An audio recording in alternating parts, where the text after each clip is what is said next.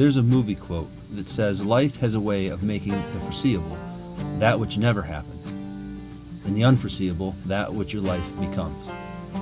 That was definitely the case with this particular bow season. It was a season full of ups and downs, but ultimately with a great ending. I had received access to a new property, and I quickly learned it held some very good bucks, such as the one you are watching right now. Normally, I would not hesitate to shoot a deer of this caliber, but early season trail cam pictures revealed one specific buck that I simply referred to as the big 6x5, which had me passing bucks like this up. I wondered if I would regret this decision, but in Montana, you only get one buck tag, one ticket for the game, so to speak, and season was still very early.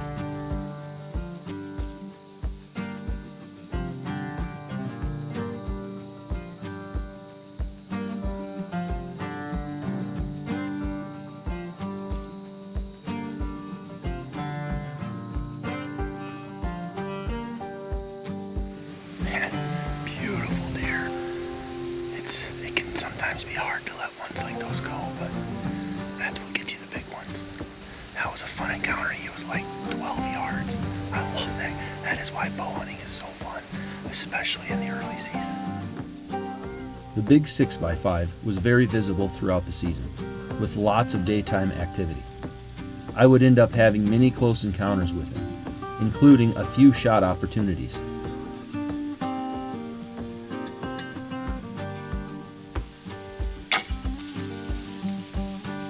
But unfortunately, the outcome would always end in his favor. Ultimately, the story of that particular buck would have a happy ending.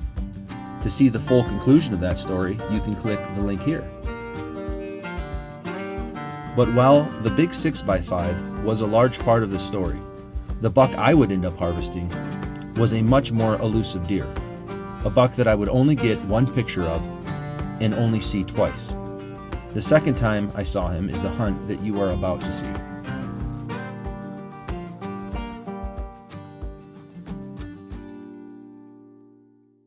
I've been at it hard. I'm looking for a specific buck. Nice 6x5. Real nice 6x5. That's been a real regular customer. He disappeared for about a week, but I just relocated him. I came in this afternoon. I actually reset my camera. I reset it last night, and just on the way in, thought I'd give it a check.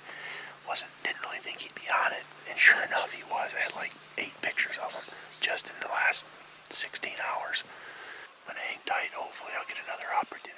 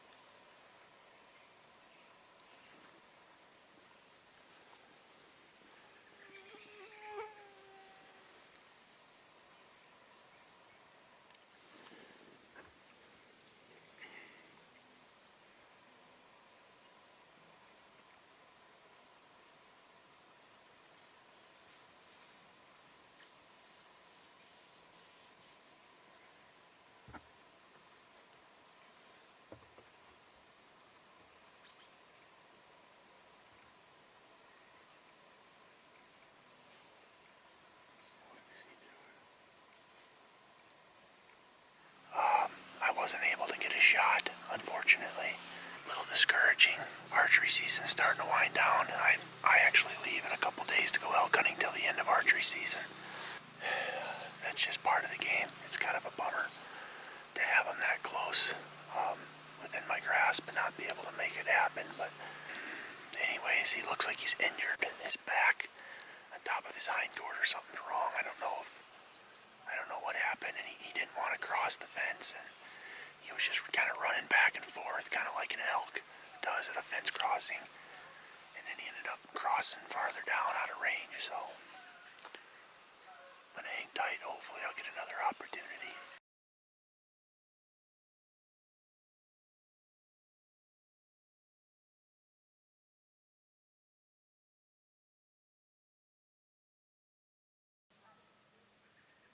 Got a couple of real nice bucks. I think they might come this way. I sure hope. The biggest one is not the one I've been after, but he's a definite shooter. He might come down this side of the field and come in. Lord, please. Please, Father. Let them come over here. I think they're coming.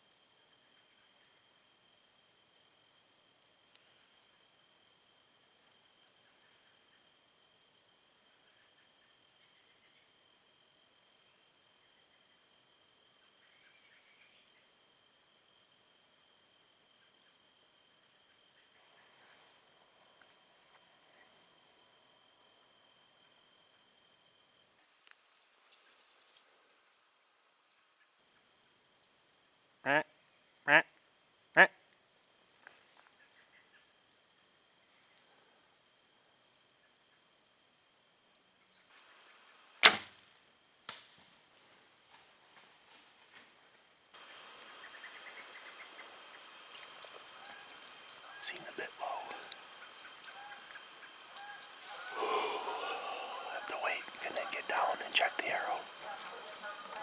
He came through. I didn't have a lot of time to frame it up, but I was able to make the shot. I heard it hit. It sounded like a body cavity hit for sure. So what I'm going to do is I'm going to ease up real quiet, and I'm going to look for the arrow. I'm going to check the blood, and that will tell me pretty much the tail. I mean, the sign is going to tell me everything, but I'm just going to try to be real quiet when I sneak up there. That lighted knock, it didn't seem to really, it wasn't really on the whole way through the air. It was kind of weird. It was almost like it was off, and then it hit him and turned on for just a brief second. So I don't know. That was kind of strange, but I need to know what kind of hit we're dealing with so I can make my next decision, and then we'll go from there. I'm here where I shot him, and I can't find the arrow anywhere. But I did just find a drop of blood, and I'm just going to ease down this trail as quietly as I can, as carefully as I can, and just kind of see what kind of blood. I don't want to go real far unless the sign is good. The sign will tell me everything. I'm a big believer of that the sign will let you know. So I'm just going to keep going and see what I can see.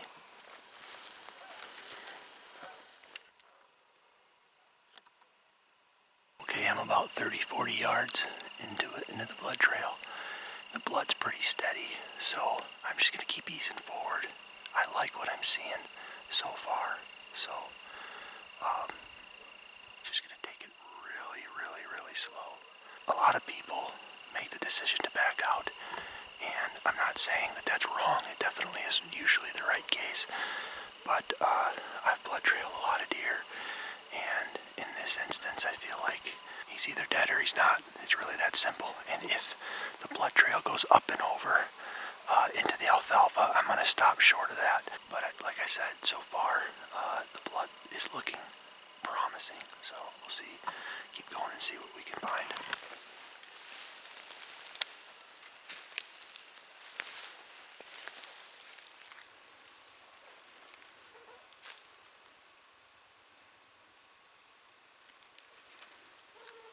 There's a fence right here. There's a pretty good spot of blood. I think he might have stood here. The fence is real low though. It's within the property boundaries, so I'm fine there, but it's not a real high fence, but he did go over it, but there's pretty good blood right here. It's a little watery, but it's been pretty steady, and it's starting to pick up as I go. So they say an animal has to lose 1/3 of their blood in order to die. So I'm not sure if we're quite to 1/3 yet, but I'm encouraged though. As the blood trail progresses, I'm a little more encouraged by what I'm seeing for sure. There's good blood. There's kind of a whole line of blood right here, and based on what I'm seeing, I think I'm definitely going to keep easing forward.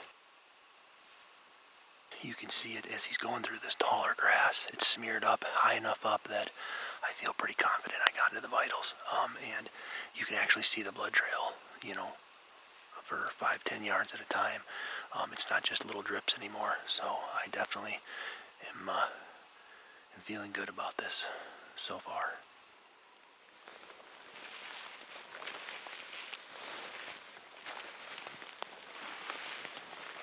Blood just keeps going, and it's going steady enough for me to think that he's lost enough that, or if he keeps going, he's definitely going to bleed out. There's only so much blood an animal has in their body, and I'm starting to feel confident that we're approaching that mark. The other thing is, he didn't go up and over the dike.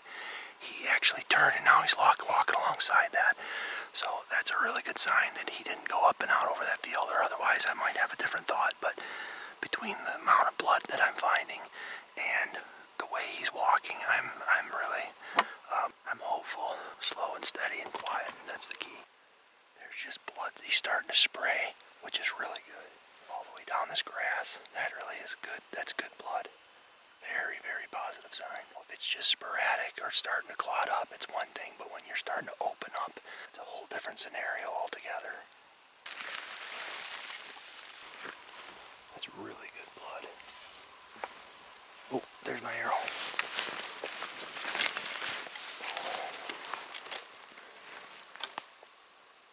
That explains why I didn't find my arrow at the shot.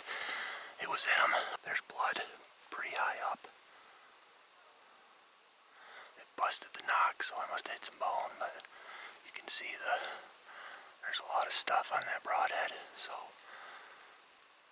he's really starting to open up though. That's a really good sign. Put that right there. Keep going. Oh, he's right there. That arrow came out maybe 5-10 yards from where he died. He's literally right here.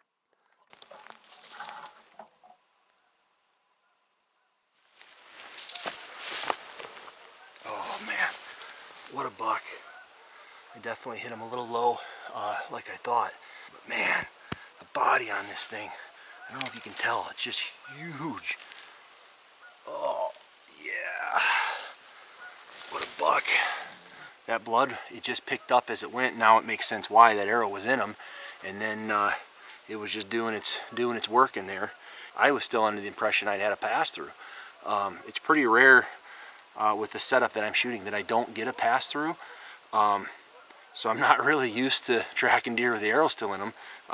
So when I found the arrow, then everything started making a little sense. And literally, it's probably not more than 10 yards from where I found my arrow. There he was. Kind of surprised me, to be honest. But just man, what a fun hunt. Here's a little better look at him. Body size in this buck is just, to me, as impressive as his rack, but his rack is definitely not bad at all. You know, you can have a target buck in mind all you want, but when a nice shooter comes by, I'm just gonna let it fly. So the interesting thing was, the buck that I've been targeting, that I've had multiple encounters with this season, he actually came by this evening right after I got set up. I thought for sure I was going to get him, and the problem is he was on the side of the fence that I can't shoot. So something was wrong though with his hind quarter. It looked like he was kind of injured, and he was acting kind of funny. He was running back and forth in the fence like he didn't want to jump it. And finally, when he did jump, he jumped the fence and went into the timber in an area where I couldn't get a shot. It was too far. And then when this guy came out tonight, I knew as soon as I saw him that I wanted him if he gave me an opportunity. And I'm just super happy with this deer. Very thankful to the landowner for allowing me to hunt here. Huge blessing. It's been a season full of up and downs. Even though we're only 3 weeks into it, it's been a very action-packed 3 weeks, and I've hunted hard. Very happy with this buck.